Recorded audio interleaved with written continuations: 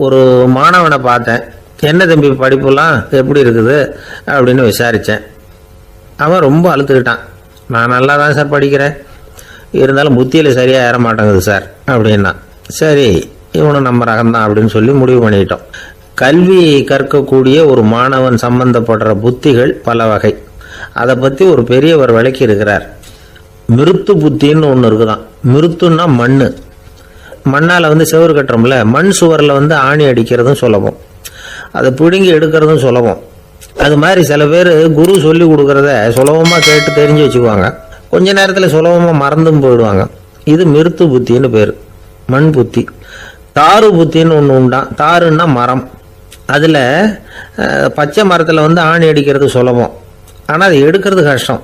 அது மாதிரி ஆசிரியர்கிட்ட இருந்து கேட்டதை கவனமாக மனசில் பதிய வச்சுக்கிட்டு அதை மறக்காமல் இருக்கிறது தாரு புத்தி. பட்ட மரமாக இருந்தால் அதில் ஆணி அடிக்கிறதும் கஷ்டம், அடிக்கிற ஆணியும் சீக்கிரம் நழுவிடும். அது மாதிரி கேட்குற விஷயம் மனசில் பதியறதும் கஷ்டம். அப்படியே பதிஞ்சாலும் அது நீடிச்சு இருக்கிறதும் கஷ்டம், கொஞ்ச காலத்தில் மறந்துடும்.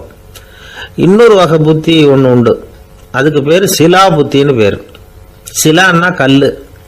ஒரு கருங்கல்லில் 4 துளையை போட்டு ஒரு துளையில் உளிய வச்சு அடித்தா மற்ற துளை வழியாகவும் பிளந்து கல் 2 ஆயிடும். அது மாதிரி சந்தியான இடங்களில் குறிப்பாக ஒரு பொருளை சொன்னால் அதை வச்சுக்கிட்டு மற்றதையும் தெரிஞ்சுக்கிறது, அது சிலா புத்தின்னு பேர். வேணு புத்தின்னா என்ன தெரியுமா? வேணுன்னா மூங்கில் கணுவில் ஒரு பக்கம் உளிய வச்சு அடித்தா 2 பக்கமும் பிளந்துடும். அது மாதிரி ஒரு செய்தியை கேட்டுக்கிட்டு இருக்கிறப்பவே அதோட முன்பின் தொடர்களையும் தெரிஞ்சுக்கணும், அது வேணு புத்தி. தைல புத்தின்னு ஒன்று உண்டு. தைலம்ங்கிறது எண்ணெய். தண்ணியில் ஒரு துளி எண்ணெயை விட்டால் அது தண்ணி பூரா பரவி போடுதில்ல, அது இப்படி பரவுறது மாதிரி ஆசிரியர் சுருக்கமாக ஒரு கருத்தை சொன்னால் அதை வச்சுக்கிட்டு பூரா விஷயங்களையும் தெரிஞ்சுக்கணும், அது தைல புத்தி. கற்பூர புத்தின்னு ஒன்று கேள்விப்பட்டிருக்கோம். அது எப்படின்னா, கற்பூரம் தீ பட்ட உடனே பிடிச்சிக்கும்.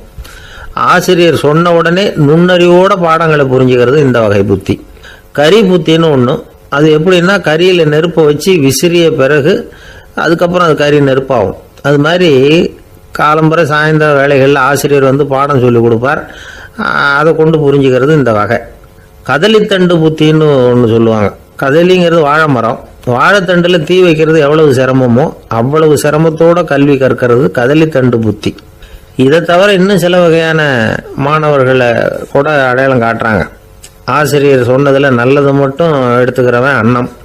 ஆசிரியர் கிடைச்ச இடத்துல பாடத்தை கேட்டுக்கிட்டு பிறகு தனியாக உட்காந்து சிந்திக்கிறவன் பசுமாடு. அப்படி தானே, புல் கண்ட இடத்துல மேயும், அதுக்கப்புறம் நிதானமாக அசை போட்டுக்கும். ஆசிரியர் சொன்னதை தவிர வேற எதையும் சொல்ல முடியாதவன் கிளி. பல இடங்களில் பாடங்கள் கேட்டு கடைசியில் ஒன்றும் புரியாமல் போகிறவன் ஆடு. ஒரு செடியில் வயிறார மேயாது, ஒரே செடியில் இக்கரைக்கு அக்கறை பச்சைன்னா அங்கேயும் இங்கேயும் அலைஞ்சிக்கிட்டே இருக்கும். சில பேருக்கு எருமைன்னு பேர். எருமை எப்படின்னா, குளத்து நீரை கலக்கி தான் குடிக்கும். அது மாதிரி ஆசிரியர் மனசை நோக செய்து பயில்கிற மாணவர்கள்லாம் இந்த ரகம். இவ்வளவுலாம் இருந்தாலும் இந்த காலத்து மாணவர்கள்லாம் ஒரு தனி ரகம். ஒரு ஆசிரியர் வகுப்புல பாடம் நடத்திக்கிட்டு இருந்தார். இலக்கண வகுப்பு. இறந்த காலம், நிகழ்காலம், எதிர்காலம், past tense, present tense, future tense, இதை பற்றிலாம் பாடம் நடத்துகிறார். எல்லாம் சொல்லி கொடுத்துட்டு இப்போ நான் ஒரு வாக்கியம் சொல்லுவேன், அது என்ன காலம் அப்படிங்கிறத நீங்கள் சொல்லணும்னார் ஆசிரியர். சரி, நாங்கள் மாணவர்கள்லாம், நான் நாளைக்கும் பாடம் நடத்த போகிறேன், இது என்ன காலம் அப்படின்னு கேட்டார் ஆசிரியர். அதாவது நான் நாளைக்கும் பாடம் நடத்த போகிறேன், இந்த வாக்கியம் என்ன காலம்னு கேட்டார். ஒரு பையன் மெதுவாக எழுந்திரிச்சு சொன்னான், இது எங்க போதாத காலம் சார் அப்படின்னு சொல்லிவிட்டு உட்காந்துட்டானா. காசி மாநகரத்தை பிரம்மதத்தன் அப்படிங்கிற ராஜா ஆட்சி பண்ணிட்டு வந்தார். அவர் ஒவ்வொரு வருஷமும் ஒரு திருவிழா நடத்துறது வழக்கம். எல்லா தேசத்திலிருந்தும் எல்லா வகையான ஜனங்களும் அதில் கலந்துக்குவாங்க. ஒரு சமயம் அது மாதிரி விழா நடந்துகிட்டு இருந்தது. வைகுண்டத்திலிருந்து, தேவலோகத்திலிருந்து நிறைய தேவகுமாரர்கள்லாம் காசி நகருக்கு அப்போ வந்திருந்தாங்க. அதில் முக்கியமாக ஒரு 4 தேவகுமாரர்கள். அந்த 4 பேரையும் சுற்றி ஏகப்பட்ட கூட்டம். அப்படி என்ன விசேஷம் அவங்கக்கிட்ட அப்படின்னா, மற்றவங்களை விட அவங்க முகம் அழகாக இருந்ததா அப்படி பார்த்தா அப்படியும் இல்லை. அவங்க அணிஞ்சிருந்த மலர் மாலைகள் தான் அதுக்கு காரணமா. அந்த மலர்கள்லேருந்து அப்படி ஒரு அபூர்வமான நறுமணம். இதுக்கு முன்னாடி இப்படி ஒரு நறுமணத்தை அந்த ஊர் ஜனங்க அனுபவிச்சதே இல்லை. அதுதான் அந்த 4 பேரையும் சுற்றி கூட்டம். எல்லாரும் கேள்வி கேட்க ஆரம்பித்தாங்க. உடனே அந்த 4 தேவகுமாரர்களும் எல்லாருக்கும் தெரியும்படியா வானத்தில் எழும்பி கொஞ்சம் உயரமாக நின்றுக்கிட்டாங்க. கீழே நின்றுக்கிட்டு இருந்த அரசன்லேருந்து ஆண்டி வரைக்கும் ஒருத்தர் பாக்கி இல்லாமல் ஒரே குரலில் எல்லாரும் அவங்கள பார்த்து, எங்களுக்கும் இது மாதிரி மாலையை போட்டுக்கணும்னு ஆசையாக இருக்குது, அதுக்கு நீங்கள் தான் அருள் பண்ணணும் அப்படின்னு கேட்டுக்கிட்டாங்க. மாலை போட்டுக்கிறதுனா எல்லாருக்கும் ஆசையாக தானே இருக்கும். அந்த 4 தேவகுமாரர்களில் ஒருத்தர் புத்தர் பிரான். அவர் சொன்னார், பூலோகவாசிகளே, நான் சொல்றதை கொஞ்சம் பொறுமையாக கேளுங்க. கக்காரு அப்படிங்கிற கற்பக விருட்சத்தின் மலர்களால் தொடுக்கப்பட்டது இந்த மாலை. இதுக்கு நிறைய சக்தி உண்டு. எந்த காலமும் இது வாடாது, வாசனையும் குறையாது. ஆனால் இதை அணிந்து கொள்றதுக்கு சில தகுதிகள் தேவை அப்படின்னார். என்ன தகுதி அது சொல்லுங்களேன் அப்படின்னு ஏக காலத்தில் எல்லாரும் சத்தம் போட்டாங்க. தீய இயல்புகள் உள்ளவங்க, இழிந்த சிந்தனை, இழிந்த செயல் உள்ளவங்க இந்த மாலையை அணிய முடியாது அப்படின்னார். அவ்வளோதான். கூட்டத்தில் சத்தம் போட்டவங்கெல்லாம் மெதுவாக அப்படி அடங்க ஆரம்பிச்சிட்டாங்க. இன்னொரு தேவகுமாரன் சொன்னார், அடுத்தவங்க பொருளை அபகரிக்காதவன், அடுத்தவங்களுக்கு கெடுதல் பண்ணக்கூடிய பொய் பேசாதவன், பேராசையினால கெட்ட வழியில் பொருள் ஈட்ட நினைக்காதவன் இந்த மாலையை போட்டுக்கலாம் அப்படின்னார். கூட்டத்திலிருந்து யாரும் முன்னுக்கு வரல. ஒரே ஒரு ராஜகுரு மட்டும் கொஞ்சம் முன்னாடி வந்தார். பெரியவர், படித்தவர். அவர், எனக்கு தகுதி இருக்குது அந்த மாலையை போட்டுக்கிறதுக்கு அப்படின்னார். வேற ஒன்றும் இல்லை, பொய் சொல்லியாவது அந்த மாலையை வாங்கிக்குவோமே அப்படின்னு முடிவு பண்ணிட்டார் அவர். அவ்வளோதான், மாலையை வாங்கிட்டார். அடுத்த தேவகுமாரன் பேசினார். யாருக்கு திடமான அறிவும் மனமும் இருக்குதோ, யாருக்கு நல்ல காரியங்களில் அசையாத ஈடுபாடு இருக்குதோ, நல்ல அரிய பொருள்களை தனியாக தான் மட்டும் அனுபவிக்க விரும்பாதவர் யாரோ அவர் முன்னாடி வந்து இந்த மாலையை வாங்கிக்கலாம் அப்படின்னார். அந்த தகுதியும் எனக்கு இருக்குன்னார் ராஜகுரு. மாலையை வாங்கி போட்டுக்கிட்டார்.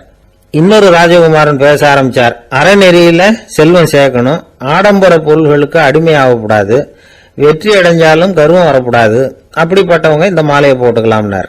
துணிஞ்சு பொய் சொல்லி அதையும் வாங்கி கழுத்துல போட்டுக்கிட்டார் இந்த ராஜகுரு. இன்னொரு ராஜகுமாரன் சொன்னார், சான்றோர்களை நிந்திக்காதவங்க, புறம் பேசாதவங்க இந்த மாலையை போட்டுக்கலாம்னார். அதையும் வாங்கி போட்டுக்கிட்டார். திருவிழா முடிஞ்சுது, எல்லாரும் திரும்பி போயிட்டாங்க. மறுநாள் ராஜகுரு 4 மாலைகளையும் போட்டுக்கிட்டு ராஜசபைக்கு வரார். வந்தவர் ரொம்ப அவஸ்தையோட வர்றார். மாலையெல்லாம் வாடி போயிட்டுது, வாசனை எதுவும் கிடையாது. அது மட்டும் இல்லை, அவருக்கு கடுமையான தலைவலி வேற வந்துட்டுது. துடிச்சு போயிட்டார். மாலையை கழட்டவும் முடியல. ஜனங்கள்லாம் அவரை பார்த்து சிரிக்க ஆரம்பிச்சுட்டாங்க. என்னத்துக்கு ஆசைப்படணும், ஏன் இப்படி கஷ்டப்படணும் அப்படின்னு. ராஜா பார்த்தார். மறுபடியும் விழாவுக்கு ஏற்பாடு பண்ணினார். தேவகுமாரர்கள்லாம் வந்தாங்க. ராஜகுரு வந்தார். மக்கள் முன்னிலையில் அவங்க காலில் விழுந்தார், மன்னிப்பு கேட்டுக்கிட்டார். இந்த மாலையை போட்டுக்கிற தகுதி எனக்கு இல்லை. தகுதி இல்லாத ஒருத்தன் தகாத தகுதியை பொய் மூலம் பெறணும்னு ஆசைப்படுறாங்களே, அவங்களுக்கெல்லாம் என்னுடைய தண்டனை ஒரு எச்சரிக்கையாக இருக்கட்டும்னார். அதுக்கப்புறம் தேவகுமாரர்கள் அவர் கழுத்தில் இருக்கிற மாலையை கழட்டினாங்களாம். அந்த மாலைகளும் பழையபடி மனம் கொடுக்க ஆரம்பிச்சுட்டு தான். இதுலேருந்து நாம் தெரிஞ்சுக்க வேண்டியது என்னன்னா, நமக்கு தகுதி இல்லாத ஒரு கௌரவம் நம்மகிட்ட தானாக வந்தால் கூட அதை தவிர்த்து விடுறது தான் நல்லது. அதுதான் புத்திசாலித்தனம். ஒருத்தர் வந்தார், சார் எங்கள் இலக்கிய மன்ற விழாவுக்கு நீங்கள் தலைமை தாங்கணும்னார். உடனே இவர் சொன்னார், பேச்சாளர், சார் இலக்கியத்தை பற்றி பேசுகிற தகுதி எனக்கு இல்லையே அப்படின்னார். உடனே அவர் கூப்பிட வந்தவர் சொன்னார், அந்த தகுதி உங்களுக்கு இல்லைங்கிறது எங்களுக்கும் தெரியும் சார், அதனால தான் உங்களை தலைமை தாங்க கூப்பிடுறேன் அப்படின்னார். அது சரி, தலைமைன்னா அதுக்கு இவர் என்னதான் அர்த்தம் பண்ணுறாருன்னு தெரியல.